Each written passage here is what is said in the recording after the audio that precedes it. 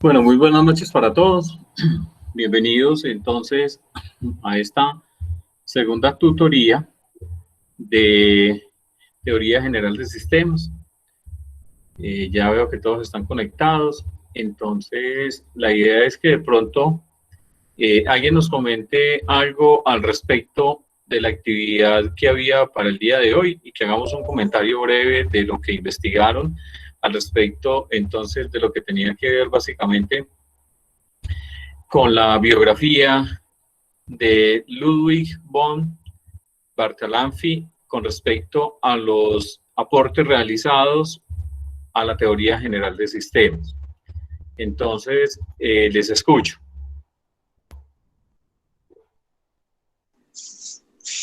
Buenas noches. Buenas noches. Acerca de la biografía de Ludwig von Bertalanffy, decía que él había escrito ensayos sobre lo que era la teoría de sistemas, pero él lo aplicaba era mucho a la biología.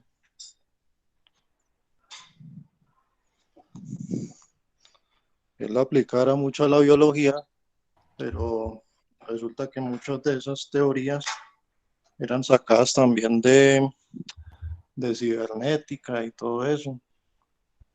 También decía que de ahí, a partir de eso, habían creado lo de la teoría del caos.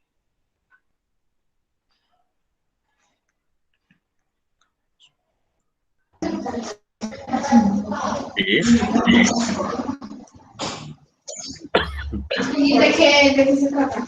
Buenas noches.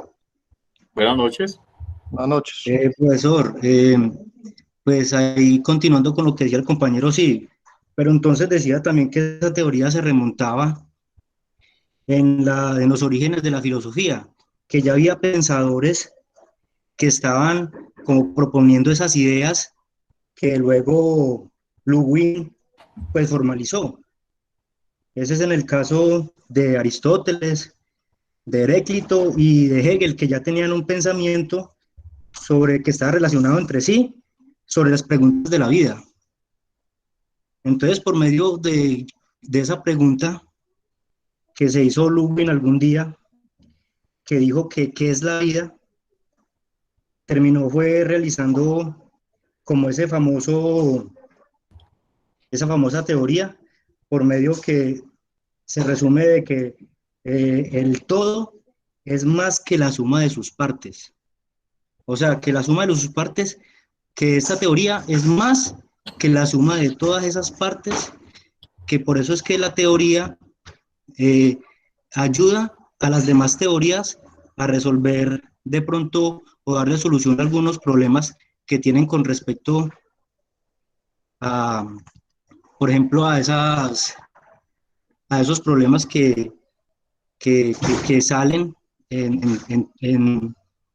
en todos los aspectos, por ejemplo, en la ciencia, a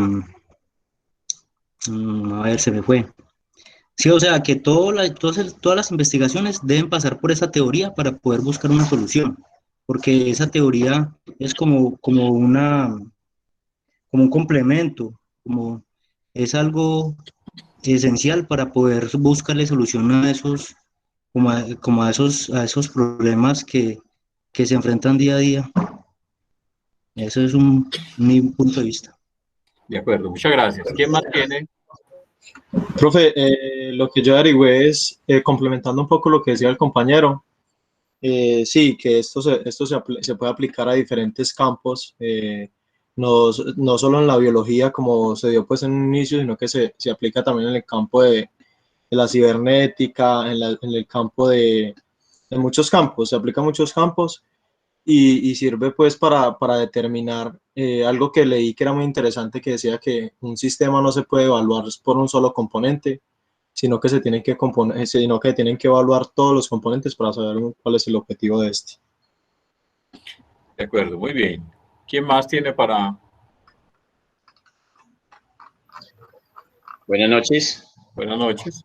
Complementando lo que decía el compañero, o sea, generalizando ahí que cada sistema está englobado dentro de otro sistema más grande.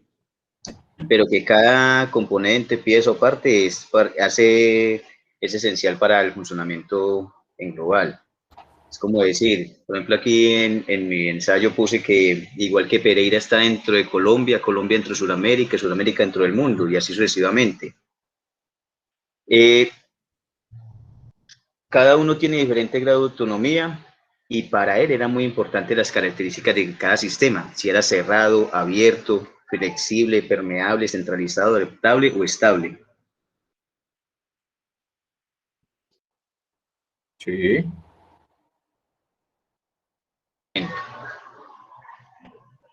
Creo que está ahí. ¿Qué más tiene para generar un aporte? Profe, buenas noches. Mi nombre es Héctor Freddy Muriel. Tomando como referencia lo leído, también encontramos que en este siglo XXI, partiendo de las teorías que ya se han generado en el siglo XX, la investigación siempre va enfocada en la ciencia y actualmente se aplica en tres ramas, que son la química, la física, la biología, como las que en este momento están sobresaliendo en el tema de la teoría general del sistema. También como objetivo principal es la creación de herramientas que contribuyan a la formación o capacitación de otras ramas de la investigación de la ciencia, y que también tienen unos objetivos como utilizar los mismos términos y conceptos para describir los rasgos esenciales de un sistema real, estar a favor de la formalización y la descripción de la realidad a partir de ella, aportar la facilidad del desarrollo teórico en los campos que a veces parecen muy complejos, y tener siempre en cuenta la realidad analítica y la realidad sistemática, profe. De acuerdo, muchas gracias. ¿Quién más? Yo, profe, Jason Colorado. Cuéntame, Jason. Ludwig, para mí, pues Ludwig propuso que la teoría general de sistemas era como una herramienta para la ciencia, para el estudio de cada una de las ciencias de ellas, y para poder que esa teoría que él propuso se llamase metateoría, que fue ampliada desde la biología hasta muchas más ramas. Muy bien. Pero yo concuerdo con lo de Jason diciendo lo de la metateoría, porque pues se habla de que la metateoría es la teoría que estudia otras teorías, diciendo de que poniendo pues en sí como un objetivo y pues planteando unas reglas aplicables para ver si el sistema funciona o no funciona, y pues como dice el otro compañero, aplicando obviamente bases que conlleva la realidad. De acuerdo. ¿Quién más? Profe, pues yo, supuestamente cada teoría es dividida por distintos factores que, digamos, ellos le otorgan, la persona le otorgaría un valor conceptual que se pueda fundamentar y que sean comunes o que no sean comunes con con los grandes conceptos que tienen, con el análisis que ha hecho de esos procesos. Para saber si tienen alguna igualdad o algún tipo de ideas que estén conectadas entre sí. De acuerdo. ¿Quién más?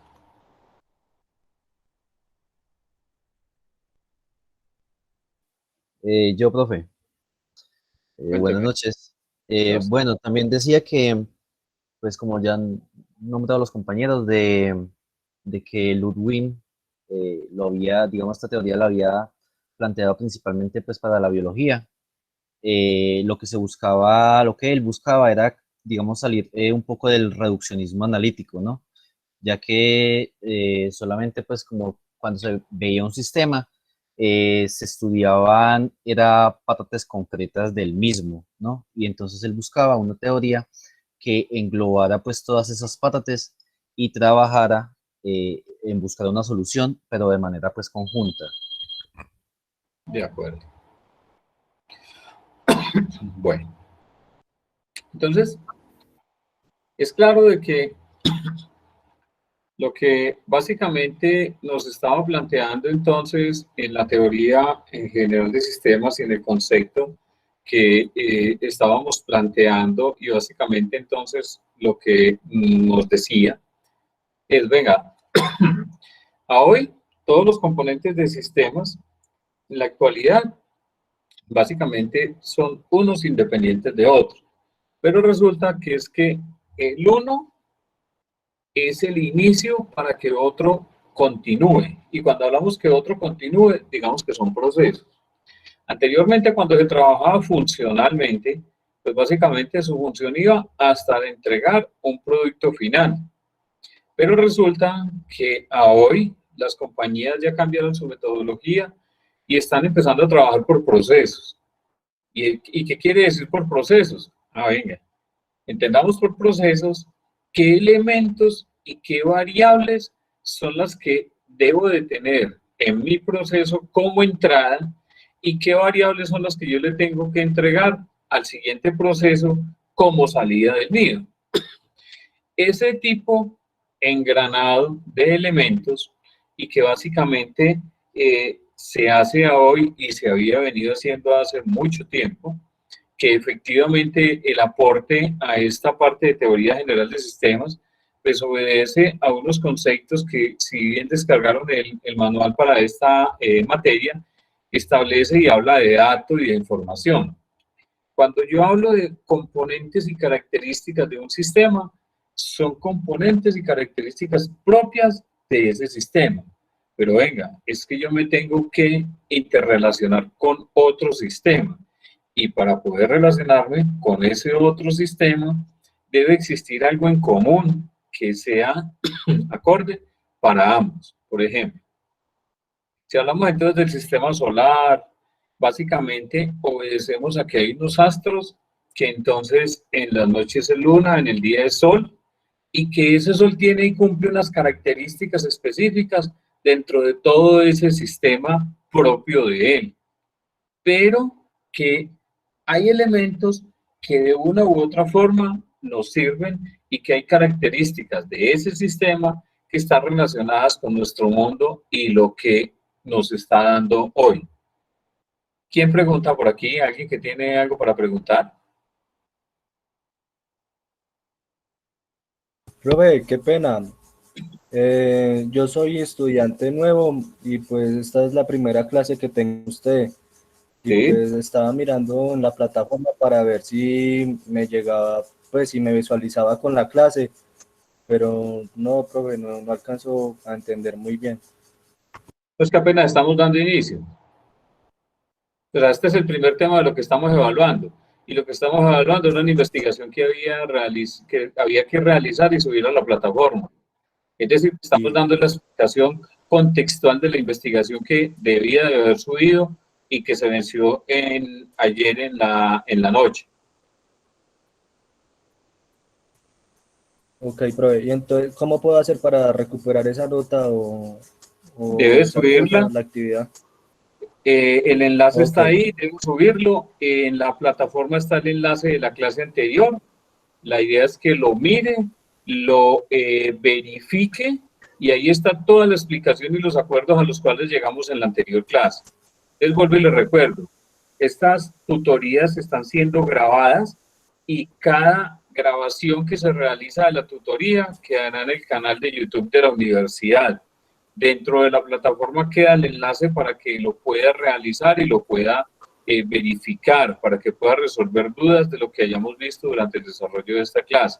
Porque ahí queda específicamente todo lo que se acordó, todo lo que se vio, cómo se van a hacer las evaluaciones, etcétera, etcétera. Y en esta clase, pues básicamente estamos dando inicio a unos conceptos, a una investigación que básicamente se había colocado en la plataforma. Entonces, considero que en la plataforma está casi todo suficientemente claro.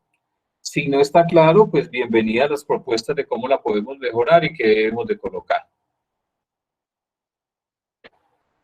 Ok, profe, muchas gracias. Bueno, señor. Entonces,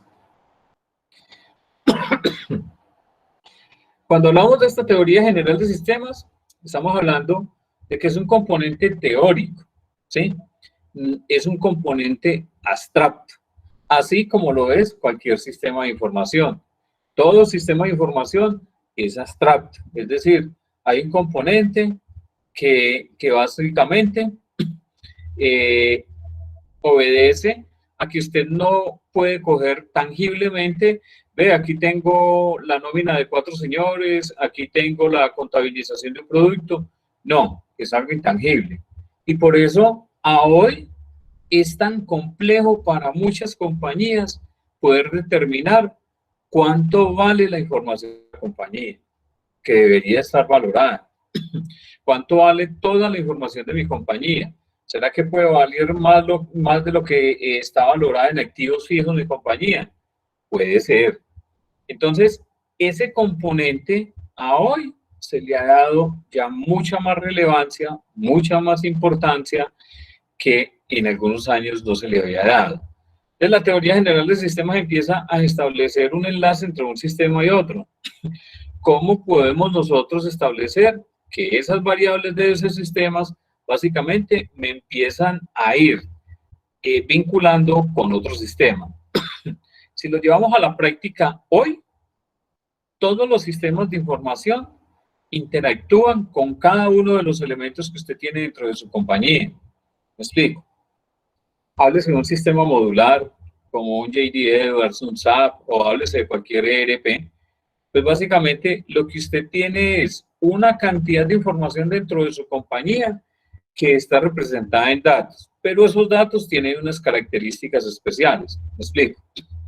Una nómina tiene unas características especiales que le sirven a esa nómina, nada más.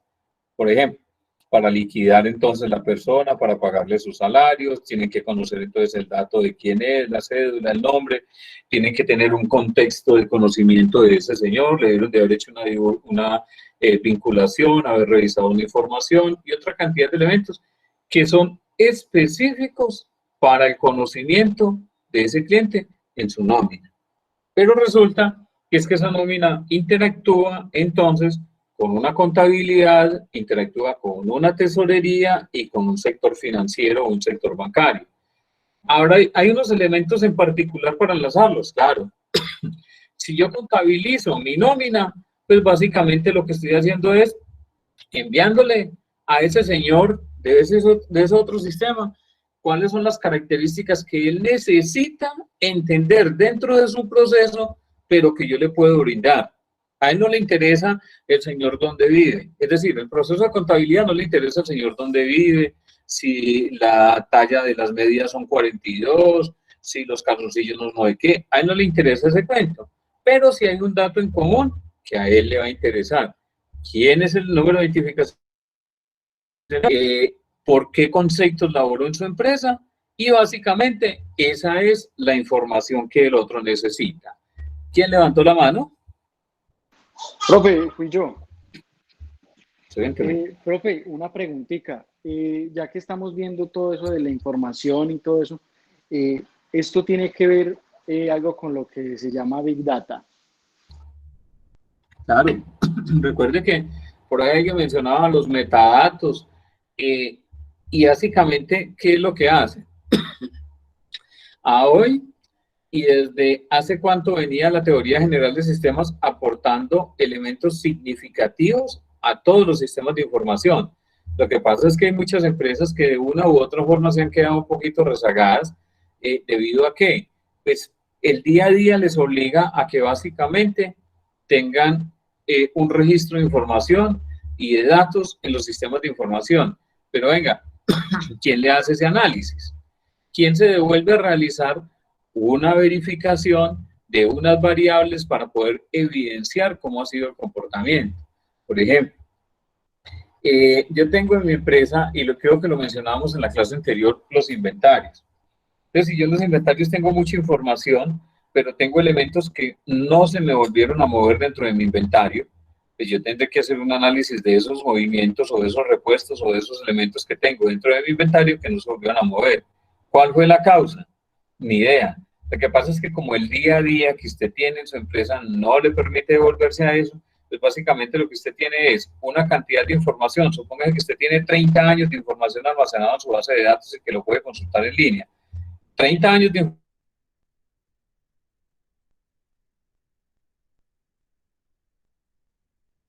bien. Y ahí hacia atrás yo me podría devolver a validar una cantidad de información que me puede servir para poder tomar unos elementos de decisión dentro de mi compañía. Entonces, a lo que queremos llegar es, venga, todos los aportes que le han hecho todas estas teorías filosóficas, matemáticas, creo que a todo el componente de tecnología y a lo que hoy tenemos, han sido aportes muy significativos que le han permitido establecer claramente cómo debo de realizar un sistema de información o cómo debo llevar mis datos para poder convertirlos en información y poder realizar un análisis. Es decir, hacia los años 80 y 90 era muy incipiente todo el componente de tecnología. Pues digamos que de una u otra forma ya habían elementos que nos servían, sí, pero era que no teníamos lo suficientemente equipos tecnológicos ni la suficiente información para poder hacer análisis tan complejos como hasta hoy los tenemos. Pero ya a la medida en que fuimos involucrándonos y que fuimos avanzando en este componente, considero que ya hay mucha información. Ahora, lo que sí necesitamos es una máquina muy potente, porque recuerden que cuando hablamos de toda la cantidad de información y que hablamos de Big Data, yo necesito máquinas muy robustas, porque recuerden que con Big Data yo estaría hablando de información básicamente no estructurada. Y cuando usted hace análisis y consultas sobre información no estructurada, necesita una muy buena máquina básicamente para que le dé respuesta. ¿Alguna pregunta hasta allí?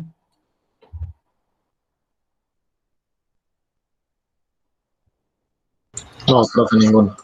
Bueno, entonces,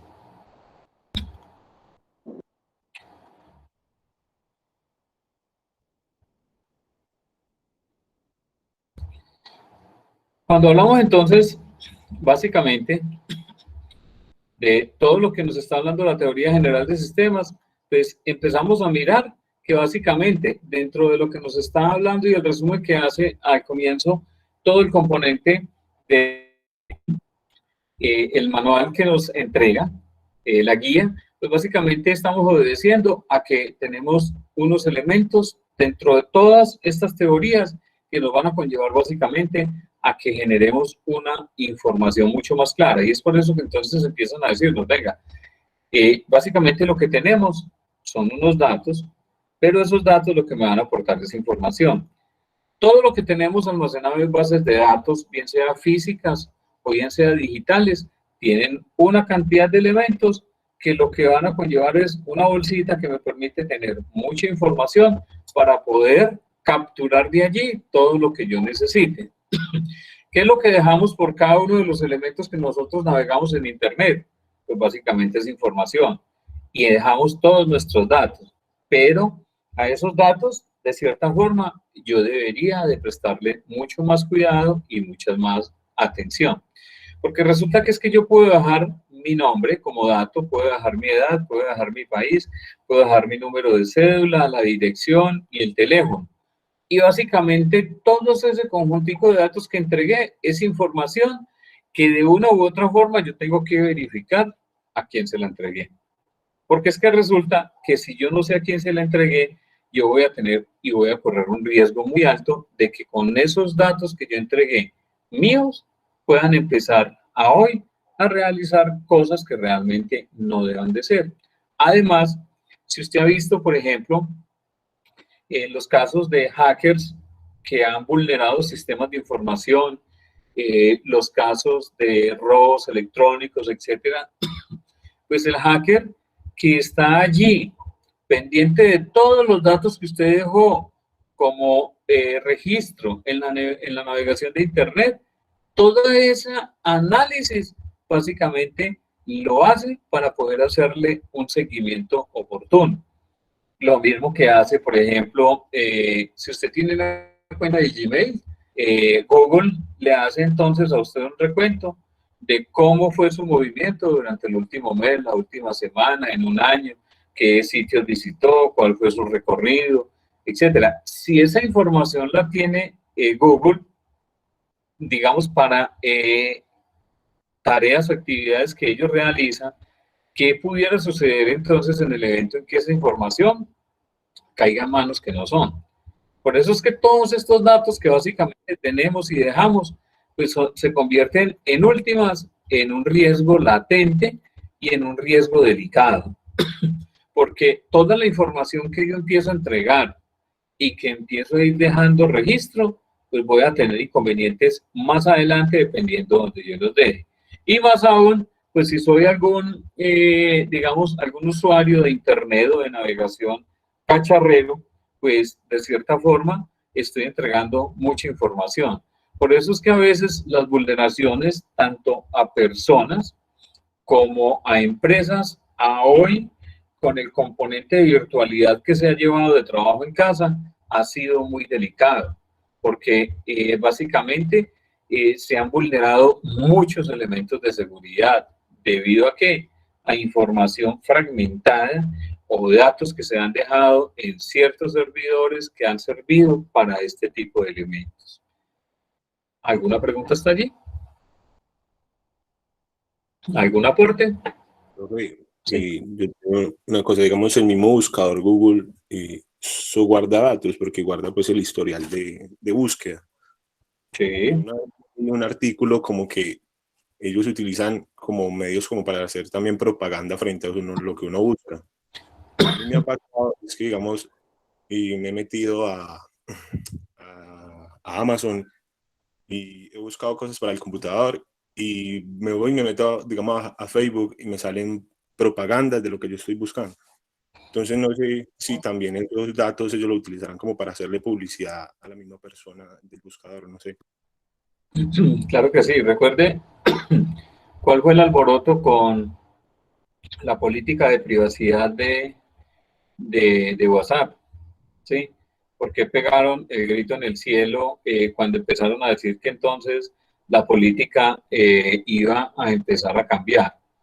Porque es que, de cierta forma, digamos, nosotros como usuarios finales de todas las tecnologías y de la navegación, en muchas ocasiones no miramos, digamos, hasta dónde va mi responsabilidad como usuario y hasta dónde va la responsabilidad de los dueños de la tecnología que nos ofrecen ese servicio de navegación, de motores de búsqueda y de todas esas redes que básicamente lo que buscan es, pues, vender y que yo me convierta básicamente en un comprador.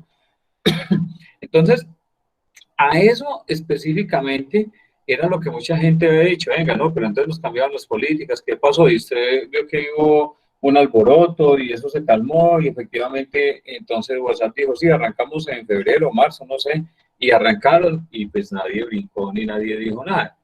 Entonces, los motores de búsqueda tienen ese componente y es cuál, pues que le dejan a usted la huella, el rastro, qué fue lo que visitó, dónde lo visitó. Y ojo, muy posiblemente de aquí en adelante vamos a tener todo el componente. Recuerden que ya nos estamos migrando a 5G y es más conectividad, más información.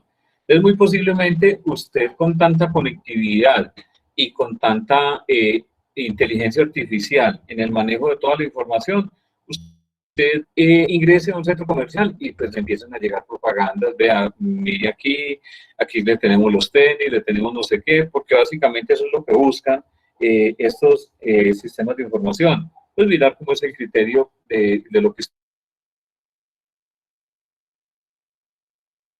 tiene básicamente de búsquedas que ha realizado, porque eso no es un delito. Pero lo que sí es claro es que, por ejemplo, protección de bases de datos, y ya le doy la palabra a Sebastián, protección de datos personales en Europa es mucho más exigente que en estos lados de estos países. Es decir, allá sí empezaron a aplicar componentes mucho más exigentes en el sentido de motores de búsqueda, en lo que tiene que ver con el olvido de la información y en los motores de búsqueda que usted aparezca. Cuéntenos, Sebastián. Que yo tengo entendido que en realidad WhatsApp siempre utilizó esos procesos. Nunca estaban engañando a las personas, solamente que Apple le solicitó a ellos que hicieran por eso, o sea, que hicieran un aviso a todos los usuarios que están utilizando los métodos como merchandising, que es como un proceso de ventas por búsqueda. Es como un tipo de publicidad la cual Google se hace parte de, digamos, ellos consiguen un porcentaje de las ventas o de las promociones que hacen. Correcto. ¿Quién más había levantado por allí la mano?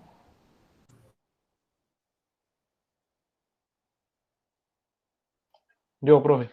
Cuéntenos. Pues, profe, según tengo yo entendido, por lo general todas las redes sociales siempre, aunque digan que son seguras y que tenemos una privacidad, y así es, en realidad la mayoría de las redes como los Facebook, Instagram, WhatsApp, etcétera, las más populares, siempre llevan un registro de todo lo que hacemos y la seguridad de nuestras cuentas, de nuestra información personal, nunca ha estado a salvo. O sea, técnicamente hay miles de datos que dicen toda nuestra vida y no son seguros, porque son parte de una nube o de un sistema que lo controla. Sí, señor. ¿Quién más había levantado la mano? Sí. Cuéntenos. Pues, como dice Kevin, pero eso lo dicen, o sea, ellos tienen un truco. Pensemos en esto. Alguno de nosotros nos hemos puesto a leer los permisos de Facebook. Esa es como la pregunta. Ahí en los permisos dicen que ellos tienen acceso y pueden hacer cualquier cosa.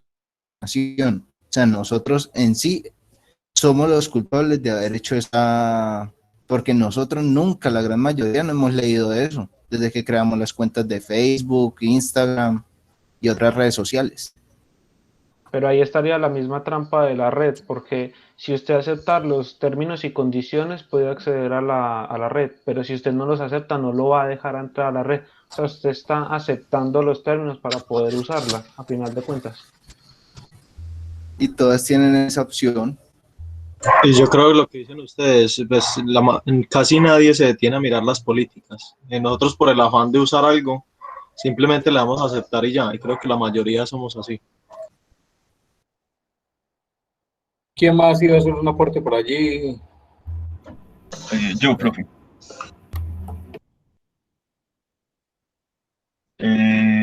Por ejemplo, complementando lo que dicen sobre las redes sociales, es que cuando un producto es gratis, es que no es gratis en el sentido de que de la información, el producto somos nosotros. A lo que me refiero, por ejemplo, nosotros usamos Instagram.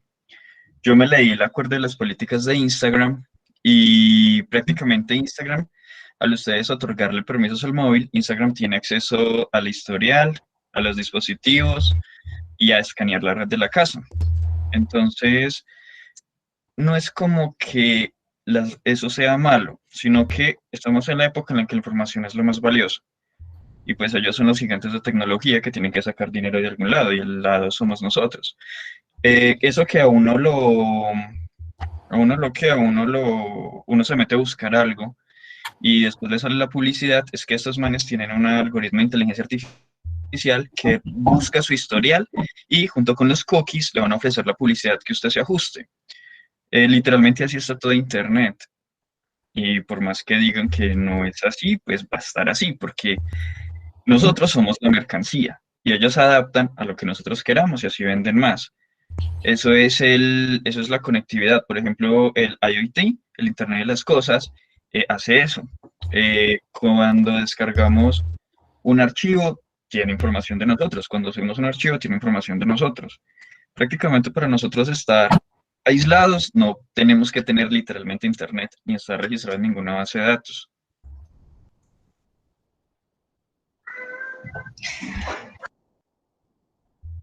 ¿Quién más iba a hablar? Compañeros, yo les recomiendo para que tengan, los que de pronto no logran entender muy bien, una idea de más o menos menos cómo funciona todo el tema de las redes sociales, que se vean un documental que hay en Netflix que se llama El dilema de las redes sociales, donde salen los CEOs de las redes sociales más grandes que hay, lo que eran los fundadores y todo eso, explicando qué es lo que hacen ellos para hacer pues el uso de las redes sociales. Es muy bueno.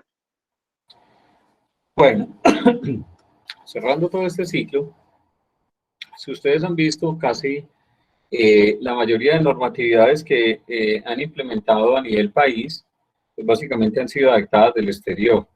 Entonces, usted ve Ley 1581 de protección de datos personales, adaptada de la Ley de protección de datos personales de Europa. Hoy, entonces, todo el componente de las páginas web obliga a que pues, usted le dé a entender al usuario final sobre las cookies, que nadie sabía.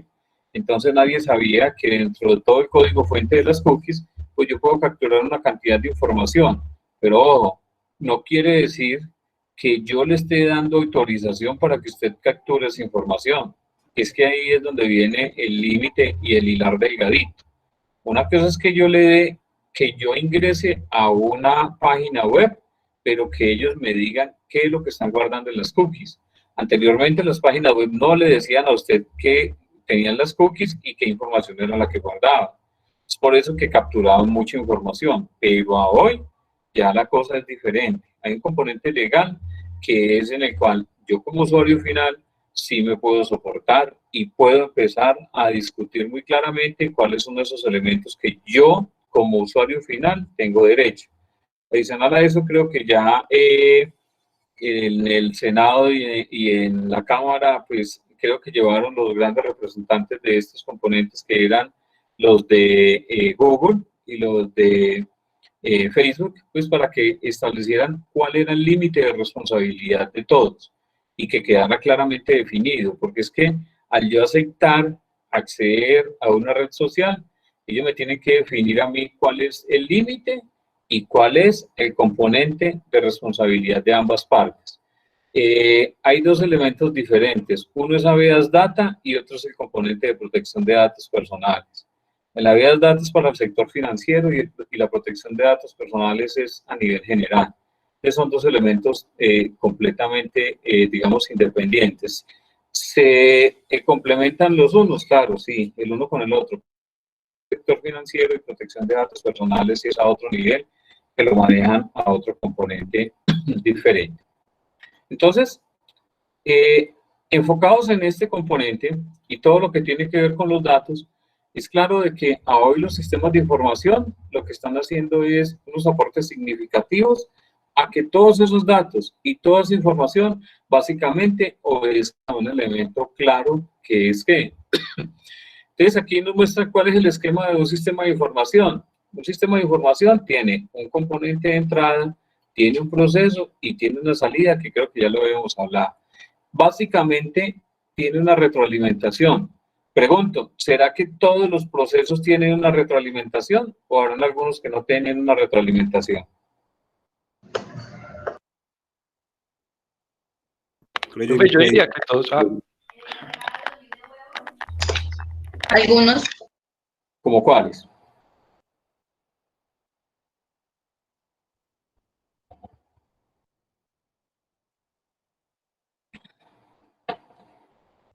Deben un ejemplo de uno que no tenga una retroalimentación.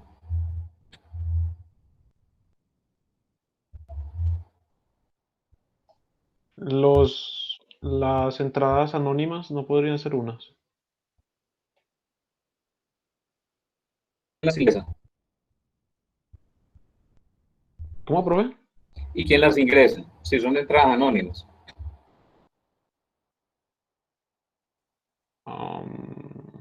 No, ahí sí No, me corcho. yo creo que todos tienen que tener retroalimentación, profe. Manuel dice por aquí el sistema digestivo. Y entonces, ¿la comida qué? Es complejo definir el componente porque básicamente la retroalimentación es ¿qué? Entonces, si nos venimos aquí me dice, venga, la forma puntual en que se explica la función que cumple cada uno de los elementos que conforman un sistema son, ¿qué es la entrada? Pues es una captura de datos puros, sin procesar, que son asumidos desde el interior del mismo sistema.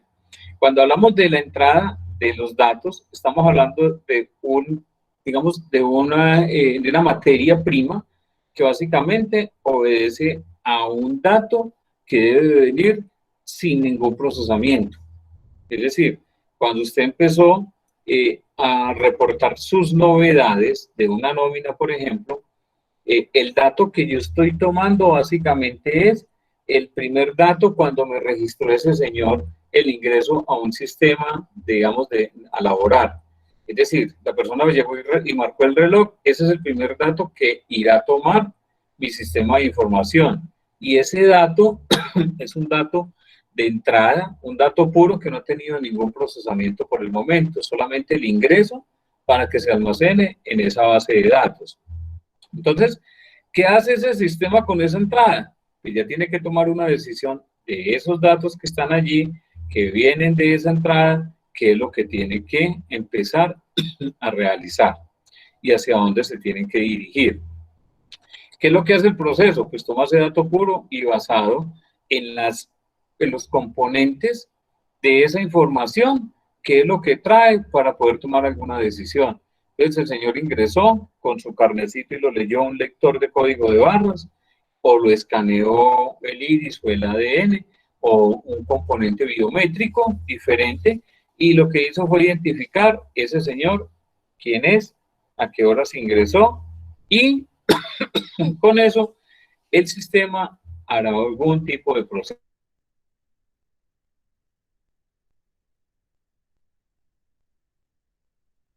Entonces, ¿cuál tipo de proceso? Pues ya es según la decisión. No tiene todo ese cúmulo de información, lo que hace es generar y transformar lo que ingresó, lo procesa y tiene que generar una salida. Esa salida básicamente es o un dato adicional o un componente o una información que básicamente otro sistema lo va a utilizar para poder volver a realizar ese proceso. Entonces, cuando yo hago un proceso, por ejemplo, de una nómina, ¿qué es lo que estoy haciendo?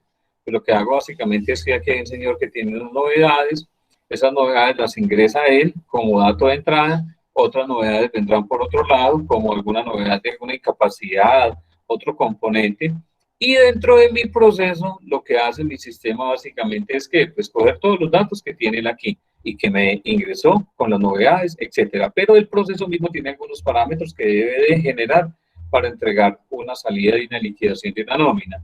¿Qué datos puede tener ese proceso aquí? Pues puede tener entonces parametrizado, verifique si ese señor al cual estamos verificando esta entrada de datos tiene para pagarle una prima de antigüedad, una prima de nómina o una liquidación de prima, de vacaciones, etcétera. Y si ese proceso evidencia que el señor que ingresó los datos tiene ese tipo de elementos ya parametrizados, pues lo que le debe generar aquí es el registro de esa liquidación de esa nómina para que básicamente obedezca a unos resultados. ¿Cuáles resultados?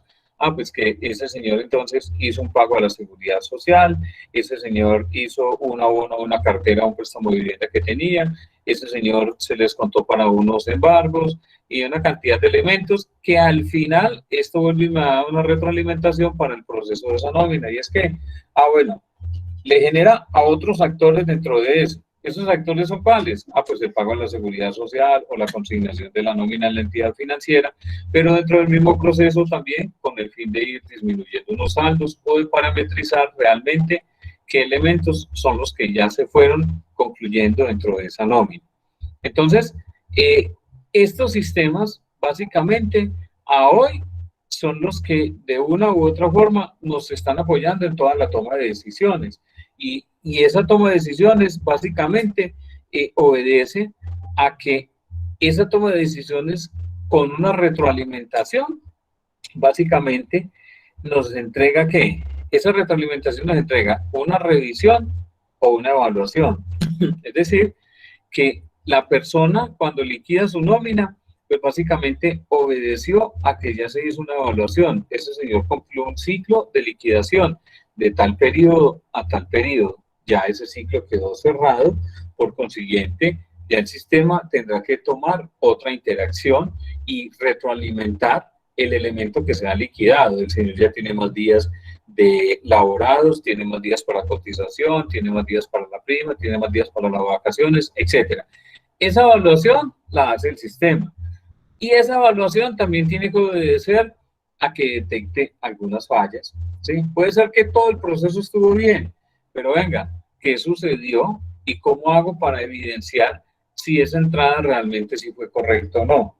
Es decir, el señor sí vino, laboró, pero ¿qué sucede si yo no tengo un control bien efectivo y básicamente el sistema no me detecta la falla? ¿Qué falla? Venga, es que lo que pasa es que le estamos pagando la nómina a un señor que ni siquiera está laborando aquí.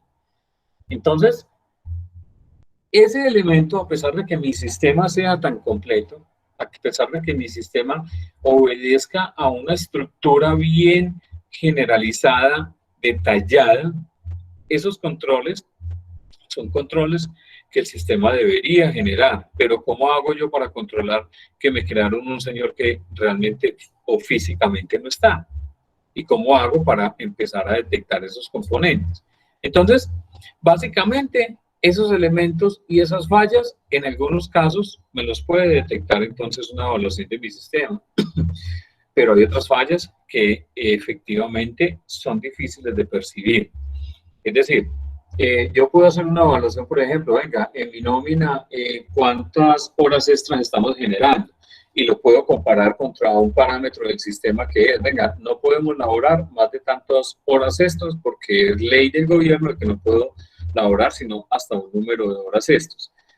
Ese elemento sí sería fácil de detectar basado en la liquidación de lo que haga el sistema, pero hay otros elementos que en muchas ocasiones se vuelven complejos, además porque recuerden que el que administra este componente de los procesos en los sistemas de información, pues es una persona. El día en que esto se complete o que se llegue a ser completamente automático, pues tendríamos que tener muchos elementos claros y definidos para poder tener claridad de cómo va a empezar a actuar. Lo mismo que hablábamos con el componente de los vehículos autónomos. Los vehículos autónomos a hoy obedecen a unos parámetros y tienen unos componentes de entrada. Esos componentes de entrada son componentes que vienen en línea y que básicamente me permiten definir qué proceso tengo que hacer como vehículo autónomo y qué salida tengo que generar. Entonces, cuando alguien aborda un vehículo autónomo, pues lo que básicamente está ingresando es, venga, aquí voy yo y voy para tal sitio. Ese es el... ¿Qué es lo que tiene que empezar a procesar el vehículo autónomo? Ah, bueno, tengo que evidenciar entonces la ruta hacia donde lo tengo que desplazar, verificando entonces cómo hago para que el tránsito sea menos pesado, que podamos llegar a lo que sea, pero también obedeciendo a una cantidad de variables que se me pueden presentar dentro de eso, en el desplazamiento que se me puede atravesar, qué semáforos, qué cantidad de controles puedo tener, y efectivamente pues la salida es ya llegada al sitio de donde yo pude establecer que la persona necesitaba llegar. Entonces, ese es el componente a lo que hoy abordamos. Si nos devolvemos hacia tiempos atrás, la entrada del proceso y la salida, digamos que de cierta forma eran elementos que se cumplían, pero eran muy independientes porque no eran procesos, digamos, tan rigurosamente estructurados. ¿Me explico? Anteriormente, cuando no habían tantos software, ERPs, modulares, etcétera, pues básicamente la entrada de los procesos, la entrada que se llevaba a los procesos eran archivos texto, pero es que resulta que los archivos textos obedecen a un componente que pueden ser manipulados o pueden ser procesados y me pueden ocasionar dentro de mi proceso errores mucho más complejos. Las salidas tenían muchos más errores, por consiguiente la retroalimentación era mucho más alta. Entonces, cuando yo tengo procesos que son tan manuales, que básicamente me están ingresando datos de entrada a un proceso que viene efectivamente manual, muy posiblemente la salida sí me genere el resultado que yo espero, pero bajo qué calidad. Es por eso que hoy la inteligencia artificial considero que le ha dado un aporte muy significativo a estos componentes, a todo el procesamiento de información en los diferentes sistemas, y me garantizan que esta retroalimentación sea mucho más valorada para poder mejorar cada uno de los procesos. ¿Preguntas hasta allí? Profe. Señor. Entonces, al final, no es posible que haya un sistema que no se retroalimente. Yo consideraría que no. ¿Por qué? De una u otra forma, obedece a todos los elementos de entrada que usted necesita para poder que efectúe un proceso. ¿Cuándo no hay un proceso? Cuando en mi entrada, cuando yo tengo esta entrada y no hago ninguna transformación y lo que entrego es lo mismo. Por ejemplo, el transporte de agua. Usted el proceso que está entrando aquí es agua. El proceso que ejecuta aquí es transporte de agua y lo que está saliendo aquí es agua. El agua no tuvo ninguna transformación. Ahí no hay un proceso. Cada que yo tengo un proceso, que haya una transformación, siempre deberá existir un componente final que me debe entregar una retroalimentación como elemento de validación y de corrección a la entrada. Para poder que haya proceso de mi sistema.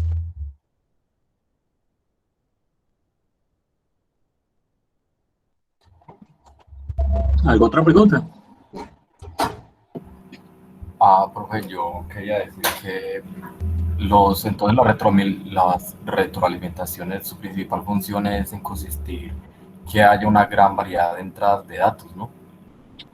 Y corregir, de cierta forma. Bueno, sí, también. Entonces yo imagino que, pues, de lo que estoy entendiendo ahorita, que se podría hacer como un tipo de juego ahí, o sea, pongámoslo en ese sentido.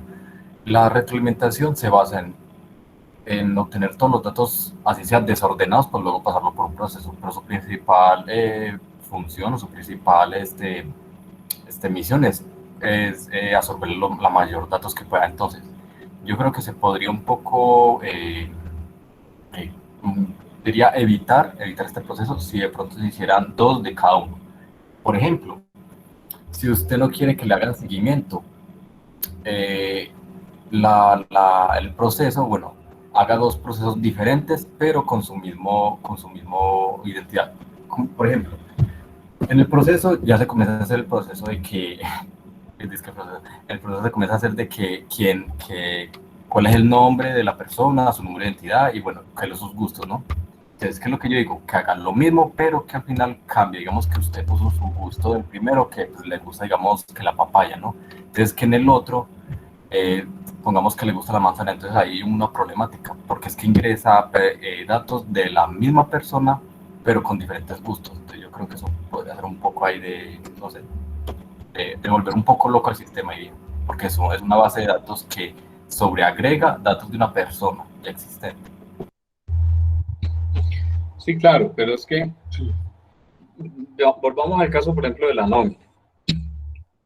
Si usted liquida a un señor 2 veces en el mismo periodo, el sistema no le va a permitir hacer eso. Liquidaciones de la nómina y el mismo señor en el mismo periodo. Sebastián está levantando la mano.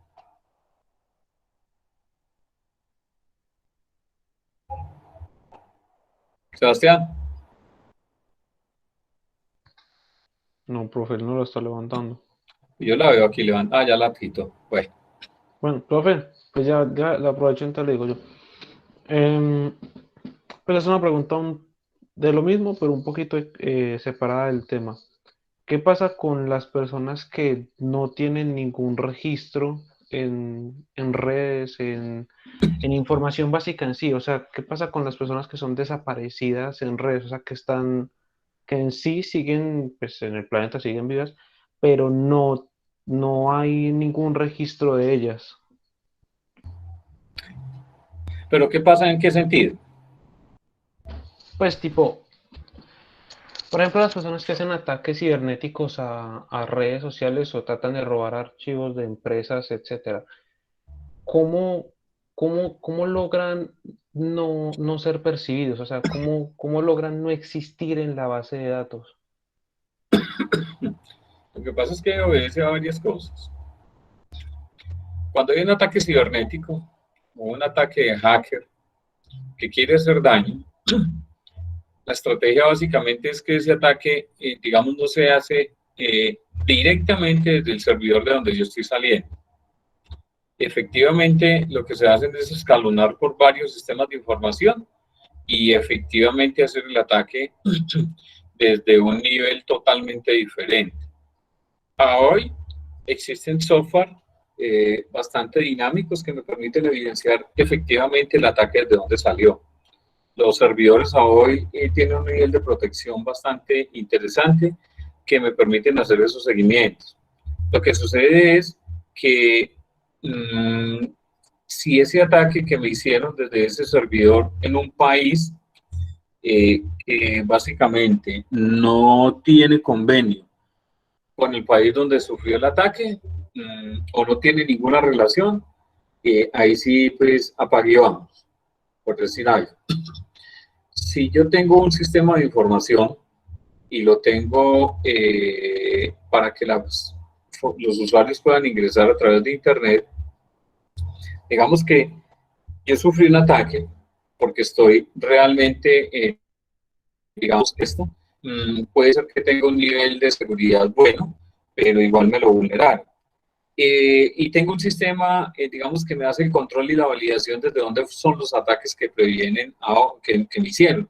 Y efectivamente él fue capaz de irse y devolverse, entonces, digamos, fue a España, fue a un servidor de Egipto y ahí fue a otro servidor de Rumania. Pero resulta que Rumania no tiene convenio con Colombia. Efectivamente, pues ahí llega la película porque yo pudiese establecer de que los países con los cuales Colombia tiene los convenios, hay una investigación y hay un componente legal que de cierta forma cuando se firmen los convenios, yo debo de esa cooperación cumplirla, porque se confirma y se llega a un acuerdo entre todos los países de ese tipo de convenios. Pero si efectivamente mi ataque provino de un país donde no hay convenio, ahí sí no puedo hacer absolutamente nada. Si el país efectivamente sí existe un convenio, pues básicamente lo que sí hay es una investigación por parte de ese país de donde se originó básicamente ese convenio. No sé si de pronto fui claro allí. Sí, señor. Gracias. Hay otro componente y es las personas que no están en redes sociales, pero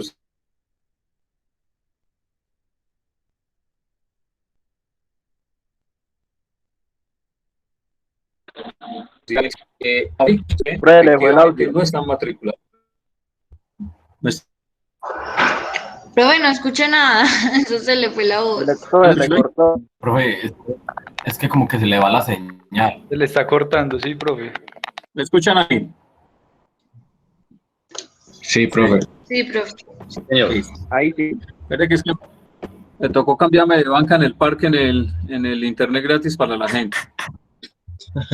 Entonces, hay personas que hoy no están en redes sociales.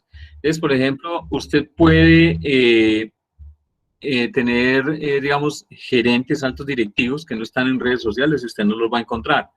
¿Por qué? Pues son personas que se cuidan mucho de ese componente. Y dependiendo también el tipo de internet o el tipo de empresa que básicamente manejen. Hay algunos directivos que por más que usted los busque en redes sociales no los va a encontrar y por el tipo de empresa de eso se cuidan también muchos, porque es que a hoy el componente de suplantación de su información y de sus datos es bastante alto. Por eso muchos se cuidan de ese componente, porque es que hoy están siendo vulnerados cada vez más y se ha visto el nivel de comportamiento de lo que ha sido suplantación en el año anterior ha sido bastante alto. Por eso es que a hoy muchas empresas están migrando a componentes cada vez más seguros. Lo que pasa es que la parte más vulnerable y lo que de pronto en muchas ocasiones utilizan para poder robarse sus daticos es la ingeniería social. Y esa ingeniería social en este componente virtual nos ha dejado muchos sinsabores a muchos por la información y cómo la han utilizado. Entonces, es por eso que todos los daticos que yo tengo y lo que alguien nos mencionaba, por ejemplo, ahora no hace mucho, con respecto a los aplicativos que montamos o a las apps que montamos dentro del celular. Esas apps que montamos, por lo general, hoy están pidiendo mucha autorización. Usted deja o me da autorización para los contactos, para las fotos y no sé qué. Entonces uno, yes, sí. Igual a lo que hace Windows 10. Eso de cierta forma, o los Windows que se actualizan. Eso, de cierta forma, es liberar la responsabilidad que yo adquiero ante un eventual daño. Por ejemplo, si usted va a instalar algún componente dentro de su equipo, pues básicamente lo que le está diciendo Windows es, venga, ¿usted realmente quiere instalar esto? Yes. Con eso, ¿qué está diciendo Windows? Ah, venga, es que no fui yo el que lo obligué a que instalara esto. Usted me dio la autorización, usted leyó claramente que era lo que estaba instalando y con base a eso, el software tomó la decisión de instalar. Él no se instaló solo, usted le dijo, sí, instálelo. De igual forma sucede cuando usted entrega sus datos en una app que ha instalado dentro de su celular. ¿Qué sucede? Ah, bueno, es que el celular le dijo que si le daba acceso a las fotos que usted tenía. Sí, claro, pero usted leyó bien el concepto de hasta dónde iban a utilizar esa información, es decir, hacia dónde iba a ser trasladada. Ah, pues realmente no la verifiqué, pero usted dio la autorización, es decir, usted dio el consentimiento. Es por eso que en muchas páginas web que uno navega, es claro que hay que mirar muy bien esos elementos de los derechos que yo tengo y cuáles son mis obligaciones. Entonces, es lo mismo que sucede con todas las páginas web y con todos los derechos y los reglamentos que tienen tanto los buzones de correo electrónico gratuitos, porque si usted ve, por ejemplo, los correos electrónicos empresariales tienen una definición totalmente diferente y tienen unas limitaciones diferentes a las que tienen realmente los correos electrónicos que son de libre utilización. Profe. Señor. Entonces, si a nosotros nos están dando la opción de poder elegir si querer o no querer dar los datos al iniciarla o instalarla, ¿qué pasa en los casos en los que si usted no acepta los términos no puede iniciar la aplicación? ¿Eso no se considera algo ilegal? Pues no, lo mismo, pero entonces no hay alguna forma de usar la aplicación sin necesidad de aceptar los acuerdos. A mí me pasó la otra vez, yo iba a instalar algo y no me dejó hasta que no aceptara que me dejara ver los contactos, por ejemplo. Si no dejaba los contactos no podía usarla, entonces, y tuve que usarla porque pues necesitaba usarla por otras cosas, pero sí o sí, entonces hay que instalarla permitiendo los datos personales. Me parece como acoso esa parte, me imagino, yo no sé. Sí, claro. ¿Cómo se puede decir? Que yo sepa, digamos, las redes sociales necesitan algún tipo de información, no es solamente que ellos dicen, usted me tiene que dar esto. Ellos lo que dicen es, usted me da esta información para yo tenerlo con estos contactos. A mi Facebook o Instagram me dice, ¿quieres conectarte con tus conocidos? Yo le digo que no. Hay una opción, puede usarlo.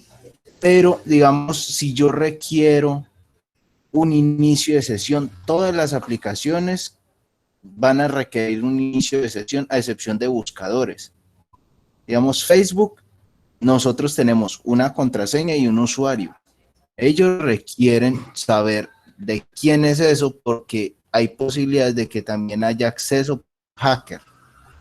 Entonces necesitan un ID para identificar ese usuario.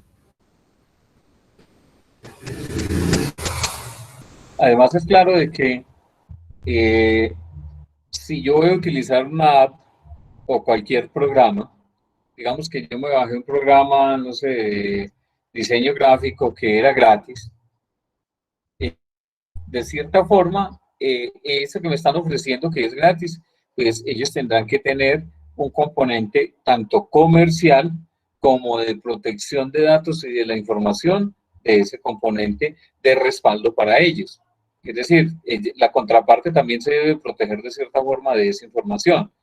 Lo que sí es cierto es que para acceso a algunos elementos sí deben de existir siquiera pues un mínimo de control, que es usuario y contraseña. Claro, hay otros que ya empiezan a ir subiendo su nivel de, digamos, de complejidad y de validación, pero es claro de que cuando yo voy a acceder a ese tipo de información, a usted no lo obliga, a usted ya toma la determinación de qué es lo que usted realmente requiere en cuanto a eso y hasta dónde usted puede empezar a exponer su información.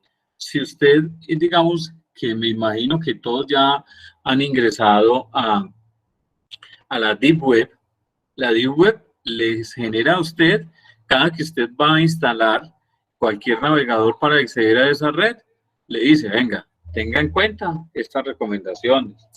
Usted va a estar expuesto, usted tiene estos criterios, usted define hasta dónde va a entregar su información o hasta dónde no la va a entregar.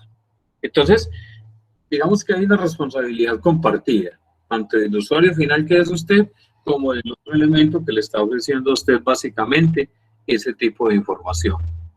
Creería que es ese componente.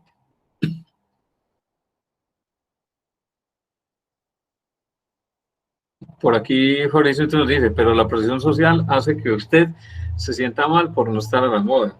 A veces sí, otras veces no. Pero sí, sí es muy cierto, sí pasa esa parte. Señor. Profe, para aportar allí a lo que han dicho los compañeros, de igual manera, así nosotros no lo queramos, la información nuestra está por todos lados en Internet. Con un simple correo electrónico que nosotros creamos, y si tenemos un celular, al sincronizar nuestro celular, sea sistema operativo que sea, él se va a sincronizar con un servidor y esa información desde allí ya va a empezar a rodar en la Internet como tal. Recuerdo un docente cuando estaba estudiando la tecnología que me decía a mí que cuando fue a la embajada de Estados Unidos a solicitar la visa, él utilizaba un correo porque él siempre ha sido muy temeroso, nunca ha tenido Facebook, nunca ha tenido WhatsApp por temas pues del miedo o del temor a compartir más de la información requerida en la web. Y él siempre tuvo un correo electrónico que no identificaba ni nombre ni nada, como por decir algo, el mapache, un ejemplo así. Cuando llenó la solicitud en la Embajada de Estados Unidos, le pidieron correo electrónico, obviamente ellos hacen un análisis, porque ellos tienen pues obviamente la inteligencia y los equipos para poder realizar ese tipo de procesos. Le dijeron que porque nunca utilizaba el nombre en los correos o la información personal, que si él no utilizaba eso, simplemente no existía. Entonces, la información de nosotros está desde un simple correo electrónico expuesta en el mundo ya. Claro, inclusive los fabricantes a nivel mundial tienen esas, y los gobiernos tienen ese componente dominante. Había un ensamblador en Estados Unidos de celulares que el gobierno le obligaba que en el chip que le implementaban o que le colocaban al celular debía de existir un repositorio de esa base de datos que el sistema enviara como control a los entes de allí de ese país.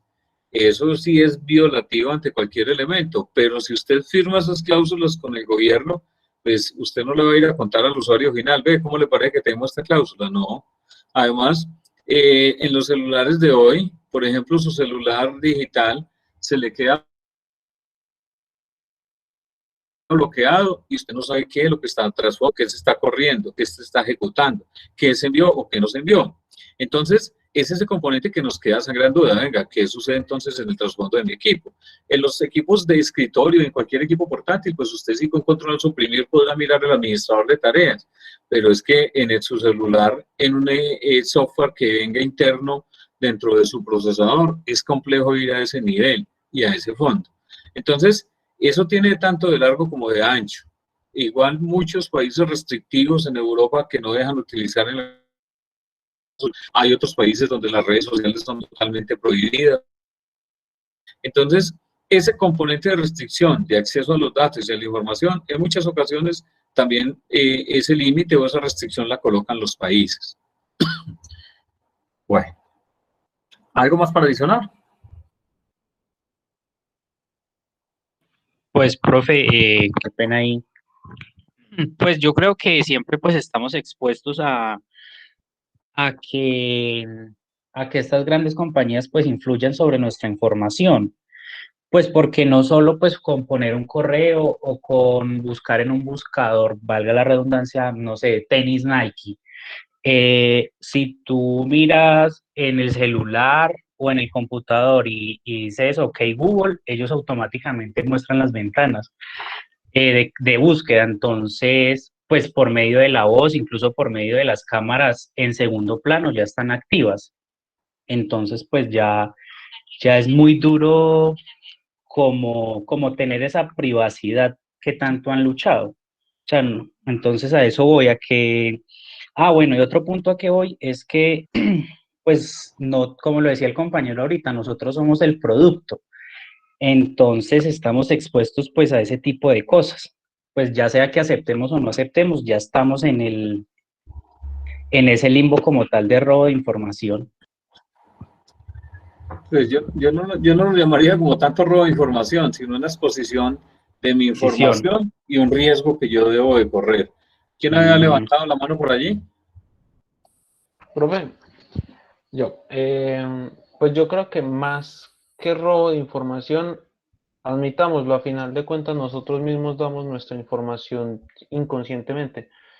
Cualquier foto que usted mande por vía internet, incluso con solamente iniciar Facebook, cualquier persona, y no tiene que ser exclusivamente un hacker, cualquier persona común y corriente, con solo ver el perfil de una persona, se puede saber el nombre, la dirección de su casa, puede ver las personas a las que tiene agregadas, puede saber el nombre de los familiares, y con las fotos que suben también se puede saber si poseen algún vehículo. O sea, son pequeñas cosas que hacemos inconscientemente, pero que terminamos mostrando tantas cosas de nuestra vida diaria que pues me sorprende de hecho que todavía no nos hayan robado a todos.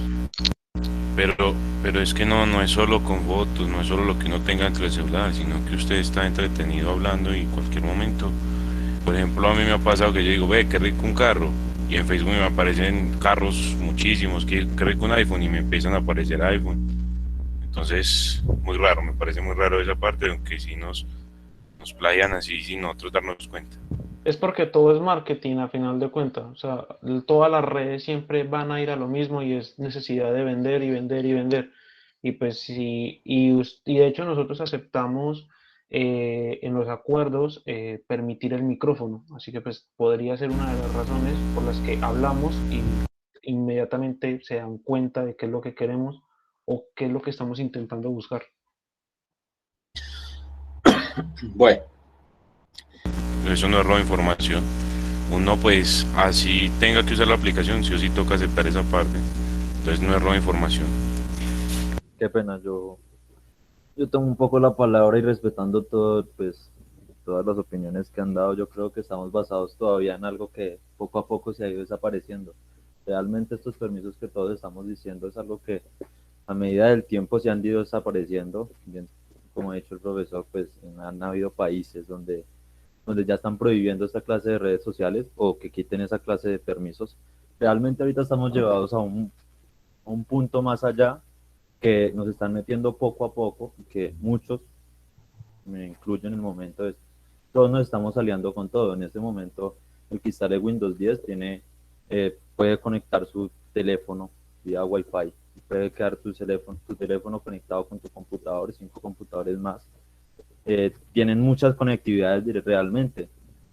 Por ejemplo, lo que hablan de las fotos y la información, que los carros y que todo esto realmente son puntos que usted llega a tener en el momento que usted en solo hablarlo con la otra persona. Incluso ahorita nosotros hablando de esto, no me extrañaría que llegara alguna información a mi correo de esta clase de temas, porque al igual siempre va a haber una conectividad, una cosa con la otra, y de esta manera es que han ido llevándose las redes tan lejos. vuelvo y explico, o sea, en este momento tenemos AMET, que es uno de los portales que más están utilizando en este momento, y aún así me dice que puedo conectarlo a mi teléfono para tener conectividad al lugar donde yo quiera. También lo puedo tener en mi portátil, también lo puedo tener en mi PC. Entonces, realmente estamos llevándonos solo a los permisos que se van a ir desapareciendo poco a poco, porque nosotros le estamos brindando esa información solo conectándonos, ¿sí? Solo dándoles ese permiso indirectamente ya a lo tapado de que podamos conectarnos un computador, un celular y otra clase de cosas. Por eso es que las entidades grandes en este momento prefieren hacer su software y manejarlo bajo su propia red, que al igual esa información la tiene también el ingeniero o la persona que haya hecho el software. Realmente yo creo que es un punto más largo lo que tendríamos que tener en cuenta. Sí, claro. Recuerden que es que la transformación digital llegó para quedarse con nosotros. Si ustedes se devuelven hacia el año 80, años 70, donde no había componentes tecnológicos, efectivamente, pues todo transcurría normal. Usted tenía que ir a llevar una razón a otra persona y tenía que caminar mucho, etcétera. La parte del sistema financiero se manejaba totalmente diferente, era manual, era una libreta. Entonces, ¿qué ha sucedido? Y ya lo hemos mencionado mucho, y es, venga, entonces necesitamos entonces un consumidor, alguien que me haga entonces un ofrecimiento de tecnología, y con base a eso, pues muchos componentes empiezan a ir implementando de cierta forma obligatorios. Lo que tenemos hoy básicamente son muchos componentes que efectivamente nos han obligado casi a estar allí. Entonces, usted primero pagaba una seguridad social y ahora le obligan que tiene que ser electrónicamente. Una cuenta bancaria que usted tenga ya para tener una libreta, creo que solo hay un banco en Colombia que está ofreciendo libreta, el resto son entonces tarjetas con chip y una cantidad de cosas, en el cual se han generado muchos elementos tecnológicos que nos han obligado a estar a la vanguardia de él. O estamos, porque lastimosamente ha sido de esa forma. Más aún, a la parte de lo de pandemia, entonces nos ha llevado que nos tenemos que migrar hacia ciertos componentes tecnológicos que debemos de conocer. Pero si usted se devuelve, por ejemplo, a los papás de sus papás de sus papás, que estén vivos, pues es muy complejo para ellos poder entender todo este mundo tecnológico y toda esta cantidad de riesgos, y son los que más vulnerablemente están en este componente tecnológico. Tenemos que tener un alto en el camino y poder entender que ese riesgo lo tengo que asumir. Es decir, es muy complejo, a no ser de que de pronto, no sé, yo me vaya por allá para un monte donde realmente no haya sino señales de humo para enviar, etcétera, pero efectivamente si no estoy en la tecnología y no estoy en este cuento, pues estoy por fuera de muchos elementos a los que hoy realmente tenemos acceso. Entonces, mirando un poco lo que estábamos hablando ahorita, ¿están viendo mi pantalla allí y me están escuchando? Sí, señor. Sí, señor. Mejoró ahora que me subí a este palo.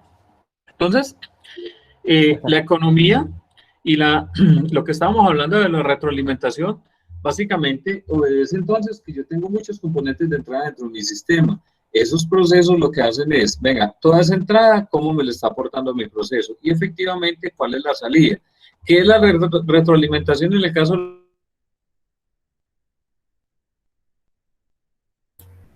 Se hizo. Se le fue la voz ahí. Señor. Se le fue la voz ahí. Bueno. Sí, pero entonces, no, le va a tocar subir más alto porque no. Bueno, pero yo me cambié de cuenta. ¿Me están escuchando ahí? Sí, señor. Sí, señor, ahí se escucha. Sí, señor, sí, claro. Lo que tengo básicamente y en definitivo es, en el caso del ejemplo de la nómina, es una nómina liquidada correctamente, un pago que se efectuó correcto, pero hay otros elementos que obedecen a que esa liquidación de mi nómina pues necesite algunos ajustes. Puede ser de que la novedad que ingresaron le pagué de más a la persona y hay que hacer un ajuste, puede ser que se le pagó algo que no era, se les contó de más, de menos, etcétera, pero el sistema obedece a que básicamente esos deben de ser así. A hoy hay sistemas expertos que ya han avanzado un poco más. Entonces, por ejemplo, sistemas expertos ¿en qué sentido? digamos que yo tengo entonces una conciliación bancaria. Esa conciliación bancaria lo que hace básicamente es que recibe un PDF externo como entrada, lo ejecuta, trae de ahí los parámetros necesarios para que el proceso lo que haga es la conciliación bancaria y me diga, venga, ese elemento que usted tuvo de movimiento bancario en la semana anterior o el mes pasado obedece a que tiene estas diferencias. Compara el sistema actual con los movimientos que recibió, hace los ajustes automáticos y me genera una salida. ¿Esas salidas son qué? Son los asientos automáticos que básicamente hizo ese sistema. Hacia eso se están llegando con las automatizaciones y la inteligencia artificial. Lógico, aquí debe existir en la retroalimentación una verificación de un ente externo o de un funcionario que realmente valide que sí corresponde a lo que efectivamente este sistema ha realizado y ha ejecutado. Y así sucesivamente podemos hablar de muchos sistemas de información que básicamente obedecen a ese tipo de criterios. Entonces,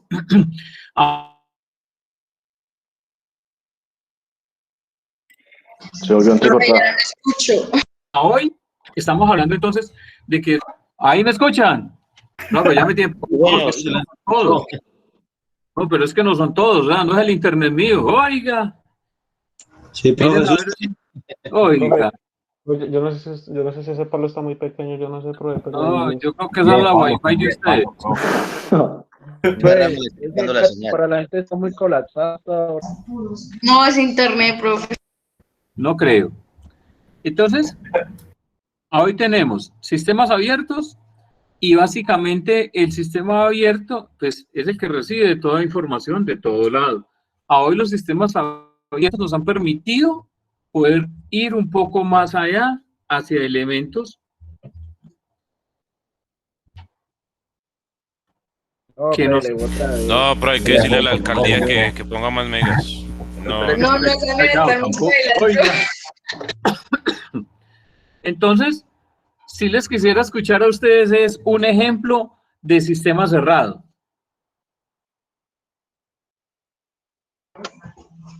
Profe, lo perdimos. La intranet. Y se marchó. Se fue. Sí. Profe. Se lo robaron del palo. Vea, ya le están diciendo al profesor por ahí que ejemplo de sistema cerrado. Yesenia, un ejemplo de sistema cerrado. Venezuela. No, amigo. No, re malo. Venezuela tiene razón. No, profe, no sé. Re ¿Qué? mal ese chiste. Venezolano no puede ser porque la gente sale de allá. Por eso no se puede hablar de política acá. Sistema cerrado. ¿Qué es un sistema cerrado? No sé, un globo inflado de pronto. Una botella. Corea del Norte. Una silla. Una silla puede ser un sistema cerrado. Una batería de un auto. Una jaula. Un sistema cerrado obedece a que no recibe nada del exterior, pero sí entrega información. ¿Qué ejemplo sería? Una batería de un carro. La intranet. Pero la intranet recibe algo externo. La intranet sí recibe información, claro. Una batería, profe. La batería bota energía. Profe, una silla, profe. No necesita de... La batería tiene líos y no necesita externos para poder funcionar. No, eso también está como en el palo. Está enseguida la banca del profesor. No, internet de Beneco. Son vecinos. Entonces, a hoy los sistemas cerrados, de cierta forma, son difíciles de que permanezcan, digamos, en el entorno tecnológico. Lo que sí es claro es que sistemas cerrados existieron como los componentes, digamos, hay unas baterías de generación de energía, pero de larga duración, que eran creados con unos materiales radioactivos que utilizaban para poder colocar antenas de guía para la parte de la aeronáutica o la parte de aviación. Entonces, esos componentes sí eran sistemas cerrados porque no recibían ninguna alimentación para generar su propia energía. Tenían una duración externa, una duración muy larga, pero no recibían ningún componente de estos. A hoy, los sistemas cerrados básicamente están llevados, digamos, a perder ese componente. Empiezas a todo lo que hoy se tiene. Sistemas cerrados a hoy complejos. En alguna ocasión se trató de que Apple fuese un sistema cerrado, pero efectivamente cuando usted tiene un sistema cerrado, pues básicamente cuando usted no tiene y no se abre a los elementos que realmente recibe del exterior, estaría casi como mandado a recoger, porque efectivamente usted pierde toda validez de la información que está compartiendo con los demás. Bueno, necesito que por favor, por medio del chat, me coloquen su nombre completo para la asistencia hoy.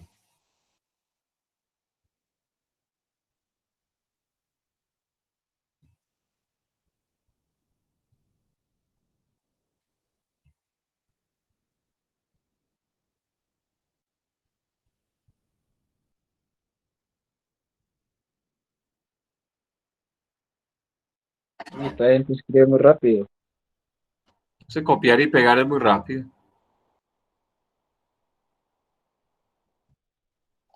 ¿Hacen las tareas o qué?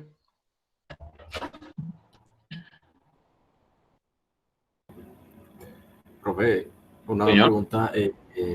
Entonces, si digamos que yo quisiera crear una cuenta, pero tengo el miedo constante de que esa información se filtre a ciertas plataformas que, digamos, sí, podrían abusar de esa información y hacerme como un chance. Se podría hacer así. Yo no podría usar un método que sería de usar o entrelazar esa cuenta principal, digamos una cuenta, yo ahorita creo una independiente, pero ciertas cuentas le piden que la vincule con otra, con la excusa de si se pierde esa cuenta o si se pierde la contraseña de esa cuenta, usted la puede recuperar. Entonces, ¿qué diría yo que se podría hacer? Vincularla con la de un amigo, o mejor dicho, usar la información de otro para que no se filtre la suya. Sí, pero ahí está corriendo un riesgo muy alto. Y es Pues sí. una suplantación. Sí, pero yo digo, yo creo que esa sería una posibilidad de las pocas que podrían existir, o bueno, que yo pueda entender, de las pocas que uno pueda salvarse de dar tanta información propia. Sí, lo que pasa es que uno tiene que ser muy cuidadoso con toda la información que realmente administre de uno y dónde la entrega. Porque hoy, por ejemplo, ingresan muchas llamadas de muchas entidades financieras que básicamente le piden información suya, de quién es, de cómo es, y muchos ya tienen esa información, digamos, propia de las transacciones que usted hace, y mucha información puede ser falsa con el fin de poder recuperar o tratar de robarle la información. Entonces, es como el componente de dónde y hacia hoy, básicamente, ¿cómo puedo protegerme? ¿Cómo el sistema o los sistemas de información deberían de brindarme ese nivel de protección? Porque es que, de cierta forma, usted trata de llevar ese componente claro de protección, pues para que nadie le va a robar la información. Pero muchas veces usted puede ser de que lo cogieron en la hora en que usted está en modo avión y a todo le dijo que sí. Entonces, es complicada esa parte. Muchos sistemas se apoyan en otros componentes diferentes, en una doble validación, en una tercera validación o en esquemas de ingreso hacia elementos diferentes, pero si usted se devuelve a la anterior... Yesenia, ¿necesitaba decir algo? Sí, profe, una pregunta. ¿En modo avión cuándo se puede usar? Cuando hablo de modo avión es que usted no oye, no ve y no entiende. Entonces, digamos que de cierta forma, lo que nos llama todo este componente a hoy y todo lo que vimos básicamente hoy es, tenemos mucho acceso a mucha información, pero de eso el nivel de riesgo o el apetito del riesgo de esa información y el riesgo que yo quiero correr lo define cada uno. Efectivamente, cada uno es el dueño de la información y cada uno define hasta dónde puede llegar con toda esta información que básicamente tiene. Bueno, por aquí Manuel apenas colocó ahí el dato de la asistencia. Sí, señor, se me cayó un momentico el internet, pero yo creí que era el del profesor nada más. Solo el del profe no falla, sí, me tocó subirme al tercer piso. ¿Todos viven enseguida o qué? Yo creo que son vecinos. Viven en fila. Bueno, entonces... ¿cómo se llama el barrio? Por hoy vamos a dejar entonces esta tutoría. Estemos pendientes que vamos a dejar una investigación para la siguiente clase, por favor. Son ustedes muy formales. Muchas gracias y una feliz noche. Entonces no hay taller, no. Nada. Gracias, profe. Lo Hay mismo. una investigación para que la revisen. Vale, pues buenas noches. Gracias. Hasta luego, profe.